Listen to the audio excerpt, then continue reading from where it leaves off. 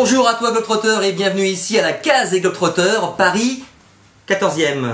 C'est bien ça. Ouais. Comment vas-tu Nicolas Aubert? Super, et toi? Eh ben écoute, je suis vraiment très ravi de te voir ce soir, d'avoir accepté notre invitation. Tu vas nous parler d'un projet que tu as fait pendant un an avec ton ami d'enfance de Rouen, Mathieu Torder. Vous avez fait donc un tour du monde, un microcrédit en 4L. C'est quoi ce délire en 4L de faire un tour du monde comme ça? Alors microcrédit en 4L, c'est ce qu'on a fait pendant un an et c'était un tour du monde en 4L pour promouvoir l'entrepreneuriat par le microcrédit. Mais comment ça vous est venu en fait ce projet? Vous avez voulu un jour faire un tour du monde parce que tu es un passionné de voyage? Et pourquoi spécifiquement en 4L? Avec Mathieu, en fait, on est vraiment des amis d'enfance depuis toujours. On a commencé par construire des cabanes dans nos jardins, on était longtemps scouts ensemble, on est parti au Népal dans un projet solidaire et on a toujours parlé de grands voyages et on s'est dit qu'on ferait un tour du monde. Et on a réfléchi à tout ça et on s'est dit on va faire un tour du monde, mais on va rajouter quelque chose, on va le faire en 4L, ce tour du monde. Et il manquait quand même quelque chose d'un peu plus fort. Vous aimez bien les choses compliquées, j'ai l'impression. Ouais, on a toujours un peu poussé le truc un peu plus loin, on s'est dit on va le faire pour les microcrédits. Et c'est-à-dire qu'en fait on a levé des fonds avant de partir, on a soutenu des micro-entrepreneurs via des assos en France. Alors je coupe 2 secondes, quand tu parles de lever les fonds, c'est un budget de combien un an avec une voiture pareille? Ok, donc le total c'est un budget de 50 000 euros, et 25 000 euros de voyage et 25 000 euros pour le microcrédit.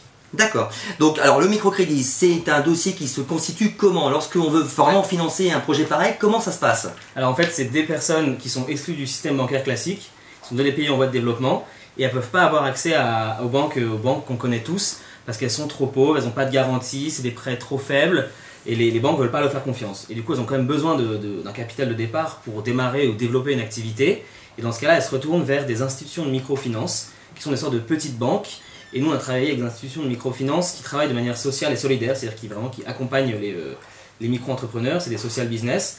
Et donc, du coup, nous, on a reversé des fonds à ces IMF sur place qui travaillent bien. Et parce que nous, on n'a pas la capacité de sélectionner les IMF qui travaillent bien, on est passé par 2 associations françaises de microcrédit qui s'appellent Baby Loan et Entrepreneurs du Monde.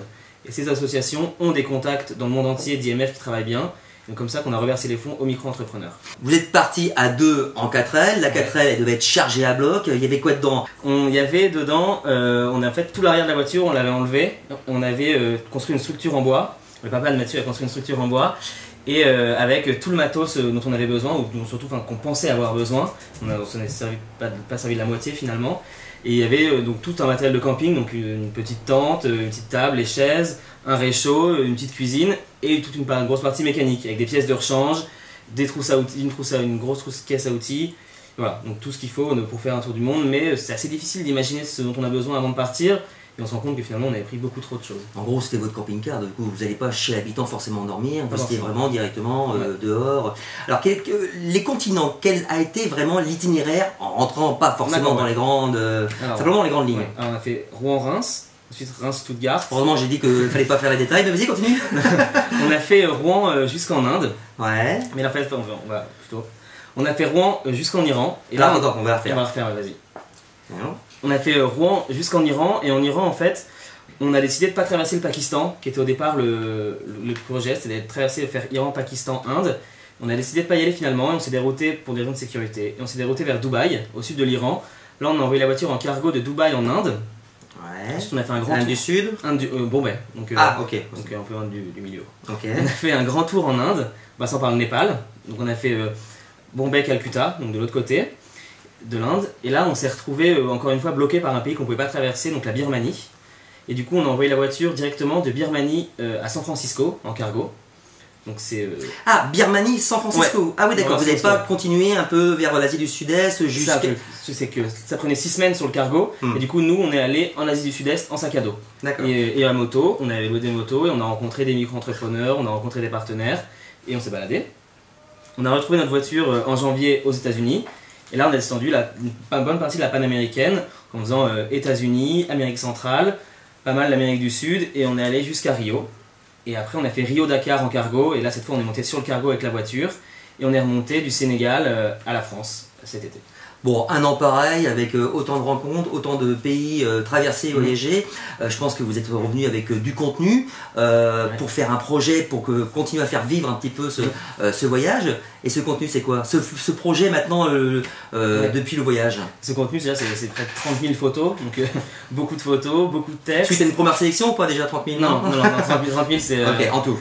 Ouais, mais enfin, il y a quand même des sélections parce qu'il y a des photos ratées, mais 30 000 photos, beaucoup de textes, beaucoup de vidéos, et on a un gros projet là de livres photos orientés autour du voyage et du microcrédit. Donc on réfléchit à comment articuler tout ça pour faire ressortir le microcrédit, c'est quand même une partie très intéressante du voyage, et aussi un peu les anecdotes un peu croustillantes de la 4L.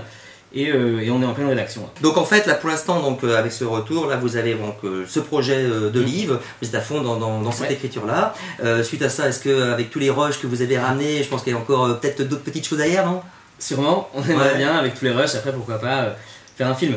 D'accord. C'est un autre projet à plus long terme. Comment on revient, on ressort de ce voyage? Quelle est la vision aussi de sa famille, de ses proches? Tu es encore étudiant, tu es ingénieur, c'est bien ça?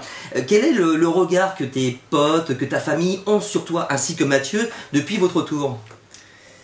C'est assez intéressant comme question. Je pense que on a vraiment grandi pour eux, je pense. On n'est plus moi je suis le dernier de la famille, et on n'est plus le petit frère ou le petit dernier. On devient, le fait de partir comme ça un an, je pense que ça les a un peu impressionnés, et du coup ils se sont dit bah ouais c'était une forme de fierté aussi. Et en plus ils nous ont toujours dit que ils avaient voyagé grâce à nous, et ça c'était aussi quelque chose d'assez fort, quoi. Jamais aucune galère avec la voiture pendant ce tour du monde? Bah si. La plus grosse galère, si j'avais malheureusement aucune seule galère, puis après ici on va parler aussi du bonheur, mais on va dire la galère. Pourquoi la galère? Parce que c'est vrai que bon, avec la mécanique ça peut vraiment jouer pas mal. Et il n'y a jamais eu de très grosse galère, dans le sens où il n'y a jamais eu de choses qui nous ont dit bah là il faut qu'on arrête le voyage. C'est toujours des petites galères, on a toujours réussi à surmonter le truc. On a cassé en fait rapidement en Inde une pièce des suspensions à l'arrière. On a fait préparer la voiture, très bien les suspensions avant et le moteur, mais pas les suspensions arrière qui étaient d'origine. Et du coup ça a cassé, et ça nous a suivi pendant tout le reste du voyage. Et on avait un problème en fait quand ils ont ressoudé, les pneus n'étaient pas alignés, les roues arrière, et du coup on usait des pneus très rapidement, on touchait la carrosserie avec les pneus, et ça c'était un peu embêtant. Et en fait quand on voyage en voiture, on se rend compte que tout va bien tant que la voiture va bien, et dès que la voiture va mal, c'est le bordel. Ouais, ça influe directement sur nos caractères, et on sent qu'une tension, pas une tension, mais on sent que l'ambiance est moins fun. Ça a joué quand même pas mal sur votre caractère, sur votre complicité avec Mathieu? Non, je pense que notre complicité justement a permis de surmonter ces problèmes. D'accord. Ça nous a soudés, ouais. On s'est pas du tout pris la tête.